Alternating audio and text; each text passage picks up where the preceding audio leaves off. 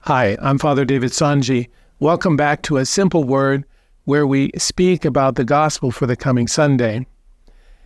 And this Sunday, the reading from the Old Testament will set everything up as we hear this beautiful story of Elijah who goes to the mountain of God, Horeb, where he takes shelter in a cave. And the Lord tells him, look, go outside, stand on the mountain, and I'm going to pass by and show myself to you. And so Elijah was there waiting, and there was this terrible wind shaking everything, moving the rocks, but the Lord wasn't in the wind. And then there was this tremendous earthquake, but the Lord wasn't in the earthquake. Then this fire went by, and the Lord was not in the fire. But after the fire, there was a tiny whispering sound. And when Elijah heard this, he knew that it was God. And he covered his face with his cloak because he was unworthy to be able to look at God.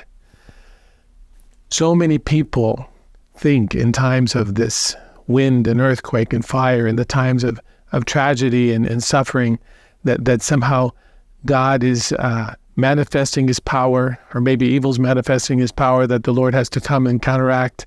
But somehow we think that God is in this kind of power. And yet God, for Elijah, was in this whispering sound. Now think about this, because it's going to help us to understand the gospel.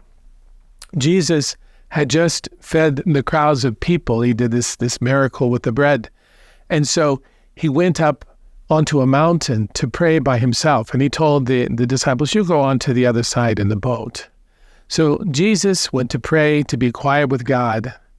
And then the disciples went on this boat, and they found themselves in this big storm, all sorts of waves crashing against the boat. Then they see this figure walking towards them on the sea, and they started to scream. They were freaking out. They said, oh, it's a ghost. And Jesus says, no, take courage. It's I. Do not be afraid. It's wonderful how in the midst of their terror, his word to them is, don't be afraid. He's trying to calm them. So Peter, the one who always thinks he's brave, says to the Lord, he says, Lord, if it's you, command me to come on the water, and I'm going to come on the water. So Jesus said, well, we'll come. So Peter got out of the boat, began to walk on the water towards Jesus. And here's what happened. When he was looking at Jesus, he was fine. But when he looked at the wind and the water and everything, he became frightened, and he begins to sink. He cries out, Lord, save me. And of course, Jesus saves him. Jesus immediately stretches out his hand to him and catches him. And then he says, oh, you of little faith, why did you doubt? It's very interesting. If you look at the feelings of the apostles and how Jesus is acting, it seems inconsistent. They're so caught up in the danger of the moment. They're very much afraid. Even Peter, though, he's saying, okay, I'm going to be brave. If you tell me to go out there, I'm going to go out there. But he still is caught up in what's going on. And Jesus is very calm, and he's able to say, oh, you have little faith. Why do you doubt? He comes onto the boat, and when he comes into the boat, the wind dies down. This is very important. When Christ is with us, when we know that the Spirit of Christ is there with us, everything's calm. Just like Elijah on the mountain, where was God?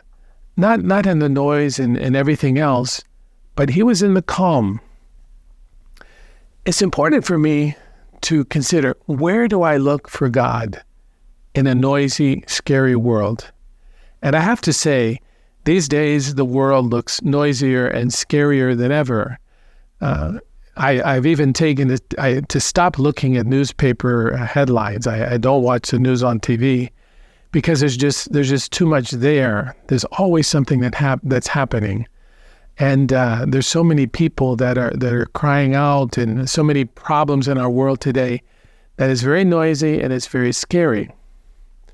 So where do I look for God? And the point is, in the midst of all of this noise, we need to look for God in the silence. What does this mean in the silence? Not just that we take time aside and we go and be quiet. I think that's very helpful. That's a really good thing to do. But in addition to that, to recognize in the midst of all this noise, God is present and God is calm. I know I was once attending this conference in which a lot of priests were being guided by this very holy man who worked in the Vatican. I won't say who he was. Anyway, there was this holy man. And when they were saying, but what about all of the problems in the world? This holy man just looked the most relaxed I've ever seen anyone. And he says, the church has been through so much. There's so many times when we've thought, oh, this is it. And there's so many times when we want to say, Lord, where are you? He says, but just keep your eyes fixed on the Lord. It'll be fine. This was Peter's mistake.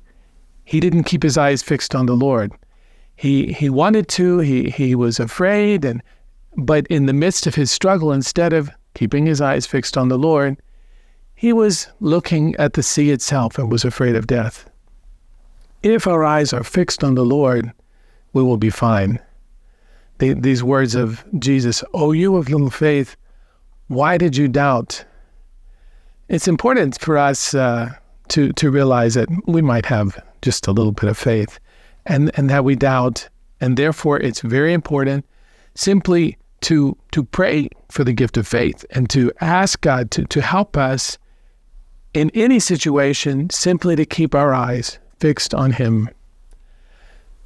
It's essential that we see ourselves in the gospel this Sunday, and that's what I invite you to do, to recognize, are you someone who is in a boat that's being tossed around by a storm?